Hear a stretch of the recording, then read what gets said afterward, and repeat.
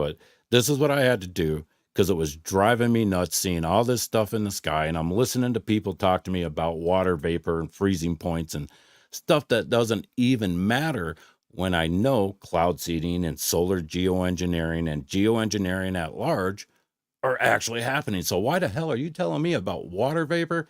I, it's just like climate science, right? They want to take your eyes off of what is really happening and feed you full of science to the point where you're all, oh, you're scratching your head. You're like, okay, I think it makes sense, but it doesn't. But they do always incorporate a sliver of truth into their lie. Otherwise, the narrative would fall apart. Let's look in the, yeah. Oh, that's wonderful. Tinfoil underwear, huh? Uh, you never know. All right, let's, they are burning forests in the 1700s to make it rain out west, make it rain in the Midwest. The atomic bomb in the 40s, when they did that testing out in the desert, it actually changed the weather of the world. Okay. It never used to rain in Southern California, right? And then all of a sudden, right after that test, it started flooding. So you can even take that back to the 40s. You can take it back to the 1700s. And if you really want to know, if you're really into weather modification, this goes back even into ancient Sumer. And Walt Disney, back in 1959, produced the movie Eyes in Outer Space. It wasn't about space. It was about weather modification and geoengineering.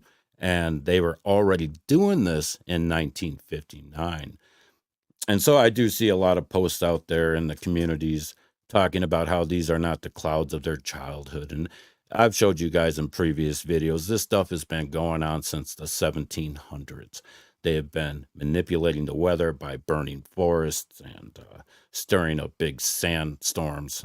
This is how you manipulate the weather, and especially big percussion sounds, And if you're familiar with the Indian rain dance, that's not just mumbo jumbo or anything. That's all actual scientific principle. You have the big boom that creates vibration in the atmosphere, right? When they dance, the dust is kicked up. Those are cloud seeds. And all the chanting is another frequency and prayers to the gods, right? This is all very scientific process, even though that's one of the more ancient, simple ones that a group of people can do in their community.